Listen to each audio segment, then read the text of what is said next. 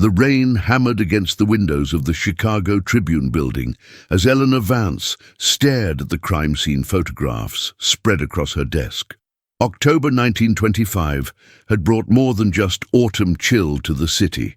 It had delivered a nightmare that would haunt Chicago's streets for months to come. The bustling metropolis, still drunk on prohibition liquor and jazz music that echoed through speakeasy walls, had become a hunting ground for someone the press had dubbed the illusionist. Eleanor's fingers trembled slightly as she arranged the photos, each one depicting a scene more elaborate than the last. 3 victims in 6 weeks, all found in different neighborhoods across the city, from the opulent Gold Coast to the working-class tenements of Little Italy. Detective Arthur Harrington stood in the doorway of the newsroom, his presence commanding yet weathered. The trenches of France had carved deep lines into his face, though he was barely 35. His grey eyes, once bright with purpose, now carried the weight of too many sleepless nights and too much bourbon.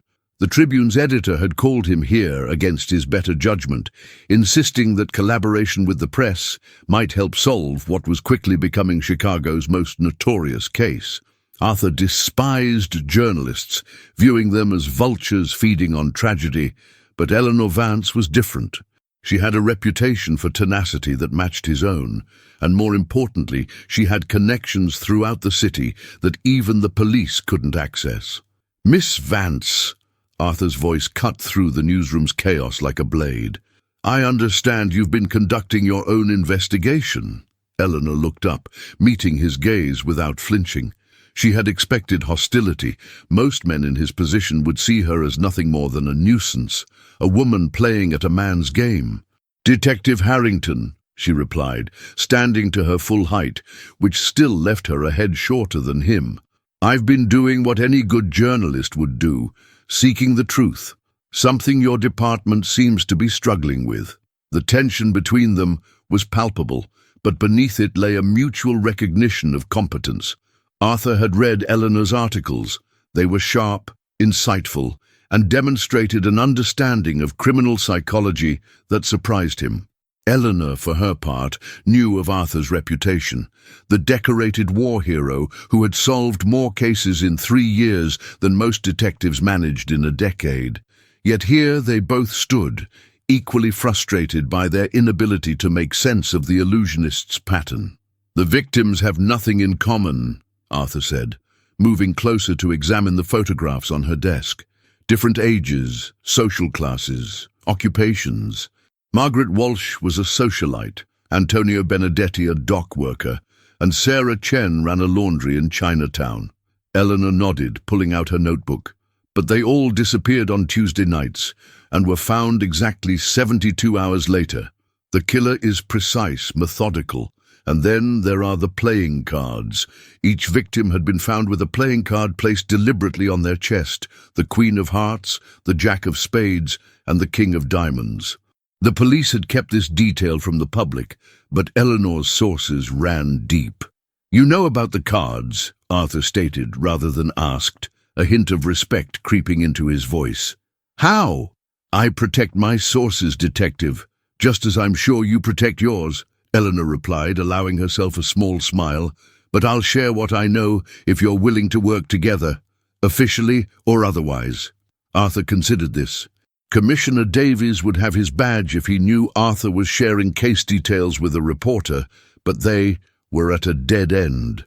The illusionist seemed to be playing a game only he understood, and the stakes were human lives. "There's something else," Eleanor said, lowering her voice. "I've been researching similar cases from other cities. There were murders in New York 2 years ago, same pattern, same 72-hour window. They stopped abruptly after 6 victims." Arthur's jaw tightened. This was new information, something his department hadn't uncovered. "Why didn't these cases make national news?" he asked. "Because someone didn't want them to," Eleanor replied. "The stories were buried, reporters reassigned, or suddenly silent. I've been trying to contact the lead detective from New York, but he won't return my calls. His partner died in what was ruled an accidental drowning 6 months after the cases went cold." The implications hung heavy in the air. This wasn't just a serial killer. This was something larger, something that powerful people wanted hidden.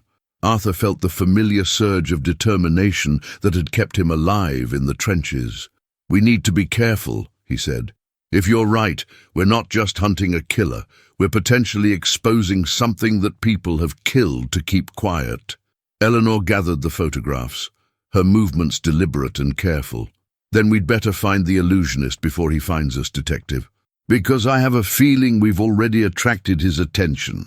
As if to punctuate her words, the lights in the newsroom flickered, and both turned to see a figure watching them from the street below. By the time Arthur reached the window, the figure had vanished into Chicago's rain-soaked night, leaving only questions and a growing sense of dread that would follow them through the dark days ahead. The Blackstone Hotel's grand ballroom glittered with the excess of Chicago's elite, a stark contrast to the morgue Arthur had left just hours earlier. The fourth victim, discovered that morning, had elevated the case to a new level of urgency. James Morrison, a prominent banker with connections to City Hall, had been found in his Lincoln Park mansion with the ace of clubs placed ceremoniously on his chest. Arthur adjusted his borrowed tuxedo, feeling out of place among the champagne and caviar crowd. Eleanor had insisted they attend Morrison's memorial gala, convinced that the illusionist would be among the mourners, studying his handiwork's aftermath. Eleanor moved through the crowd with practiced ease, her emerald dress allowing her to blend seamlessly with the society women, while her press credentials gave her access to conversations others couldn't breach. She had spent the 3 days since their first meeting building a timeline, mapping connections between victims that the police had missed. Her apartment had transformed into a second investigation room, with red string connecting photographs and newspaper clippings in a web that grew more complex each day. "Detective Harrington," a smooth voice interrupted Arthur's surveillance. Marcus Vale, Morrison's business partner, extended a manicured hand. "I heard you're leading the investigation. James would be relieved to know someone of your caliber is pursuing his killer." There was something in Vale's tone that set Arthur's instincts on edge. The man was too composed for someone who had just lost a close associate, his eyes too calculating as they swept the room. "Mr. Vale," Arthur replied, accepting the handshake while noting the man's firm grip and the slight tremor in his left hand. "I understand you were the last person to see Mr. Morrison alive." Vale's smile didn't reach his eyes. "Besides the killer, you mean? Yes, we had dinner at the Chicago Club on Tuesday. James seemed troubled, mentioned receiving strange letters, but he wouldn't elaborate, said it was probably nothing." Eleanor appeared at Arthur's elbow, playing the role of his companion for the evening. "Mr. Vale, Eleanor Vance from the Tribune. These letters Mr. Morrison received. Did he keep them?" Vale's expression shifted slightly, a flash of something that might have been fear. "I wouldn't know, Miss Vance. James was a private man. Perhaps his widow could help you, though I'd hate to see her disturbed during her mourning." As Vale excused himself, Eleanor whispered to Arthur, "He's lying. My source at the Chicago Club says Morrison left dinner early, visibly shaken, and Vale followed him out." Arthur watched Vale disappear into the crowd, his mind racing. Every lead seemed to open new questions rather than provide answers. The playing cards, the 72-hour pattern, the seemingly random victim selection, none of it made conventional sense. "Detective Harrington," a young woman approached, her eyes red from crying. "I'm Louise Morrison, James's daughter. Could I speak with you privately?" They followed her to a small study adjacent to the ballroom. Louise closed the door carefully before turning to face them. "My father was being blackmailed," she said without preamble. "He tried to hide it, but I found the letters in his safe. They're gone now. Someone took them after he died, but before the police arrived." "What did these letters say?" Eleanor asked gently. Louise wrung her hands. "They referenced something called the Providence Group. Father was terrified when I asked about it. He said it was from before the war, that he thought it was finished. The letters were signed The Illusionist." Arthur felt the pieces beginning to form a pattern, though the picture remained unclear. "Louise, Did your father ever mention the other victims? Walsh, Benedetti, or Chen? Louise shook her head, then paused. Wait, Chen. Father had a photograph in his study from 1917. There was a woman who might have been Chen, and several other people. He kept it hidden behind another picture. The revelation sent Arthur and Eleanor racing through the rain to the Morrison mansion. The study had been searched by police, but they'd missed the hidden photograph. When Arthur carefully removed it from behind a portrait of Morrison's father, they found themselves staring at 8 people in military uniforms and civilian clothes, standing before what appeared to be a warehouse. Morrison was there, younger but recognizable. And there, barely visible in the background, were faces that matched their victims. This was taken in Providence, Rhode Island, Eleanor said, reading the barely visible inscription on the back. November 1917. The Providence Group. It's not just a name, it's a place and time. Arthur studied the faces in the photograph. 4 were now dead. That left 4 potential victims, assuming the illusionist was working from this photograph. But why? What had happened in Providence that would drive someone to murder 8 years later? Eleanor's research skills proved invaluable over the next 24 hours. While Arthur pursued official channels, she dove into archives and called in favors from journalists across the country. What they uncovered was a web of corruption that reached from Chicago to Washington. The Providence Group had been a covert operation during the war, supposedly focused on preventing German sabotage on American soil. But the reality was darker. They had used their authority to eliminate business rivals and accumulate wealth through murder and extortion. They were war profiteers, Eleanor said, spreading her findings across Arthur's desk at the precinct. While soldiers were dying in France, these 8 people were getting rich on blood money. Morrison's bank, Walsh's shipping company, even Benedetti's union connections, it all traces back to Providence. The abandoned warehouse on Chicago's South Side stood like a monument to decay, its broken windows staring blindly at the moon. Arthur checked his service revolver while Eleanor huddled in the car, her camera ready. They had received a message that morning, slipped under Eleanor's apartment door. The truth awaits where it all began. Midnight. Come alone, or the remaining 4 die tonight. The handwriting matched the letters Louise Morrison had described, elegant, yet somehow menacing. Against every protocol, Arthur had come without backup. The message had included details about the Providence Group that only the killer could know, along with a photograph of the 4 surviving members with red X marks drawn across their faces. The threat was clear. Follow instructions or witness a massacre. Eleanor had insisted on accompanying him, arguing that her presence as a witness might be the only thing keeping them both alive. The warehouse interior reeked of rust and rat droppings. Their footsteps echoed in the vast space as they made their way deeper into the building, following a trail of playing cards that glowed faintly in the moonlight, streaming through holes in the roof. 8 of hearts, 3 of diamonds, 10 of spades. Each card led them further into the maze of machinery and shadows until they reached a cleared area where hurricane lamps created a circle of light. A figure stood in the center, wearing an elegant suit that belonged to another era. When he turned, Arthur's breath caught. The man's face was horribly scarred, the left side a mass of burned tissue that pulled his features into a permanent grimace. "Detective Harrington, Miss Vance," he said, his voice cultured despite the damage to his throat. "Welcome to the final act." "You're one of them," Eleanor said, recognizing something in his bearing. "You were in the Providence photograph." The man laughed, a sound like grinding glass. "Very perceptive, Miss Vance. I was indeed part of that illustrious group.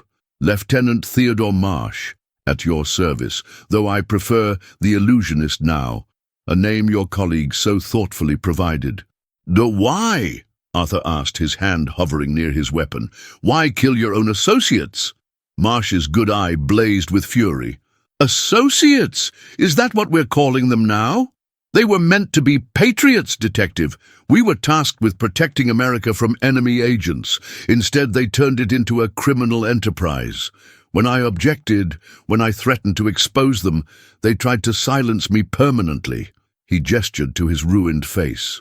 "A warehouse fire in Providence, November 1918. They left me to burn while they divided the spoils of our operations. The official report listed me as killed in action, a hero's death. I spent 2 years recovering in a sanitarium under an assumed name, then another 5 years planning my revenge." "So you became them," Eleanor said quietly, "a murderer just like they were." Marsh's expression shifted, pain flickering across the undamaged portion of his face. "I became justice, Miss Vance. The authorities wouldn't listen. Morrison and the others had too much influence, too much money. The only court that would try them was the one I created." "The playing cards," Arthur said, understanding dawning. "They're not random. They're rankings." Marsh nodded approvingly. "Each card represents their level of guilt. Morrison, the ace, was the ringleader. Walsh, the queen, seduced officials to look the other way. Benedetti, the jack, was the enforcer. Chen, the king, laundered the money through her businesses. And the remaining 4, Arthur pressed. Marsh pulled out 4 more cards from his pocket. "They're leaving the country tonight, Detective. Morrison's death spooked them. They've chartered a private plane from a field outside the city, but they won't make it. I've spent 8 years ensuring that every detail is perfect. Tonight, the Providence Group dies with them." Eleanor stepped forward, her voice steady despite her fear. "What about the innocent people they've built lives with, their families? You're destroying them too." For the first time, Marsh seemed to hesitate. "Casualties of war, Miss Vance. Their families profited from blood money. But I'm not without mercy. I've ensured that evidence of the Providence Group's crimes will be delivered to every major newspaper tomorrow morning. The truth will out, one way or another." Arthur saw his opportunity in Marsh's moment of reflection. "It doesn't have to end this way, Theodore. You've exposed them. Let the law take its course now." Marsh laughed bitterly. "The law? The same law that let them operate with impunity? The same law that declared me dead while I screamed in agony? No, Detective. Justice and law parted ways long ago. The sound of automobiles approaching broke the tension. Arthur recognized the heavy engines of police vehicles, and his heart sank. Someone had followed them. Marsh's expression hardened. "You brought them here, after I explicitly warned you." Arthur shook his head. "I came alone, as instructed." "He did," Eleanor confirmed. "We both did. Someone else must have—" Her words were cut short as the warehouse doors burst open, but instead of police, armed men in dark suits flooded in. Arthur recognized Marcus Vale among them, carrying a Thompson submachine gun. "Well, well," Vale said, his cultured voice carrying across the space. "The mysterious illusionist finally reveals himself. Theodore Marsh, back from the dead. The others will be so disappointed they missed this reunion." Understanding crashed over Arthur like a cold wave. Vale wasn't just Morrison's partner. He was the 9th member of the Providence Group, the one not in the photograph because he had taken it. The warehouse erupted in chaos as Vale's men opened fire. Arthur pulled Eleanor behind a massive industrial press while Marsh vanished into the shadows with practiced ease. Bullets sparked off metal surfaces, the sound deafening in the enclosed space. Arthur counted muzzle flashes, at least 6 shooters, professionally positioned to cut off exits. This wasn't a capture mission. Vale had come to bury the past permanently. "The police will be here soon," Eleanor shouted over the gunfire. "Someone must have heard." Her words were cut short as Vale's voice boomed through a megaphone. "Detective Harrington, Miss Vance, you have 1 minute to surrender. We have no quarrel with you. Give us Marsh and you can walk away. You have my word as a gentleman." Arthur laughed grimly. "The word of a war profiteer and murderer." He checked his revolver. 6 shots against 6 men with automatic weapons. The odds were impossible. But then the lights went out, plunging the warehouse into darkness. Marsh knew this building, had chosen it specifically. In the darkness, they heard screams as the illusionist began his final performance. Emergency flares suddenly illuminated the space in hellish red light.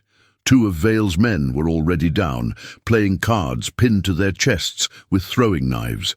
Marsh moved like a ghost through the smoke and shadows, using the warehouse's layout to his advantage.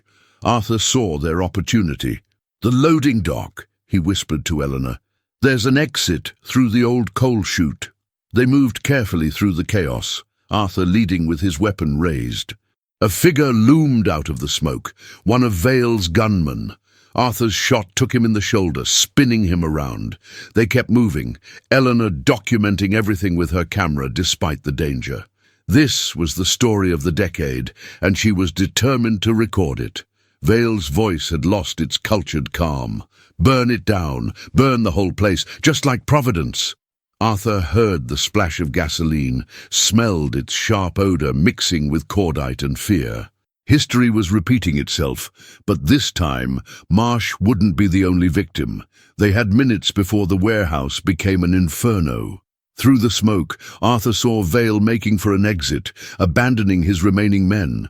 The war profiteer was saving himself, just as he had 8 years ago, but Marsh materialized from the shadows, blocking his path. The two men faced each other, predator and prey finally reversed. "Hello, Marcus," Marsh said quietly. "I've been saving you for last." Vale raised his Thompson, but Marsh was faster. A playing card, the Joker, flew from his hand, its edge razor-sharp, catching Vale in the throat. The gunman dropped his weapon, hands clutching at the wound.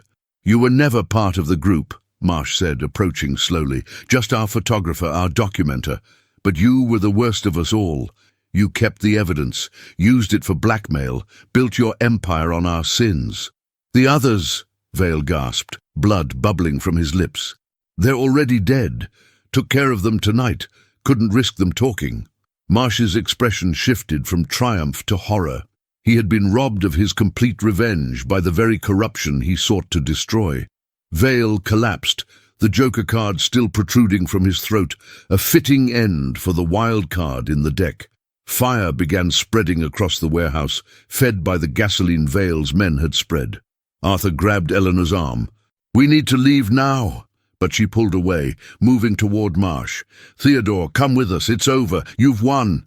Marsh looked at her with his one good eye, and for a moment the monster became a man again. "No, Miss Vance. I've become what I sought to destroy. The story needs an ending, and every magic act needs a final disappearance." He pulled out a thick envelope from his coat. "Everything's in here. Names, dates, accounts, the complete history of the Providence Group. Make sure the world knows the truth." Arthur stepped forward. "You don't have to die here," Marsh smiled, the expression grotesque on his scarred face. "I died 8 years ago, Detective. This is just the epilogue." He pressed the envelope into Eleanor's hands, then shoved them both toward the exit. "Go, tell the story. Make sure they're remembered for what they really were." The heat was becoming unbearable. Arthur made the hard choice, pulling Eleanor toward the loading dock as flames engulfed the warehouse's interior. They emerged into the cool night air as the first fire trucks arrived, their sirens mixing with the sound of the collapsing structure behind them. Through the smoke and flames, they saw a figure standing in an upper window, Marsh, watching his final act conclude. The warehouse collapse made headlines across the nation, but the real story emerged in Eleanor's exclusive series for the Tribune. The Providence Group's crimes were exposed in meticulous detail, leading to arrests, seizures of assets, and a congressional investigation. The families of Morrison, Walsh, Benedetti, and Chen were cleared of complicity, their inherited wealth revealed as blood money that was redistributed to war veterans' organizations. Arthur received a commendation for his investigation, though he turned down the promotion that came with it.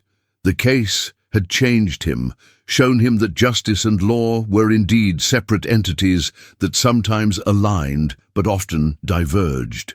He continued working the streets of Chicago, but with a different perspective, one that recognized the gray areas between right and wrong. Eleanor's reporting earned her a Pulitzer Prize, the first woman at the Tribune to receive such recognition. But more than awards, she had gained something invaluable, the respect of her peers and the knowledge that truth, however dark, was worth pursuing. She kept Marcia's envelope in a safety deposit box, insurance against anyone who might try to bury the story again. On quiet nights, when rain painted Chicago's windows and jazz drifted from distant speakeasies, both Arthur and Eleanor would think about Theodore Marsh. Was he a villain or a victim? A monster or a man pushed beyond his breaking point? They never found his body in the warehouse ruins, leading to whispers that the illusionist had performed one final vanishing act. Playing cards would occasionally appear at corruption scandals across the city, always unsigned, always precisely placed, suggesting that perhaps the show wasn't entirely over. The deadly enigma had been solved, but its resolution raised more questions than answers about justice, revenge, and the price of truth in a world built on comfortable lies. Chicago continued its dance between light and shadow, legal and illegal, moral and necessary, and somewhere in that grey area, the ghost of the Providence Group served as a warning that secrets, no matter how deeply buried, have a way of resurfacing, demanding their due in blood and truth.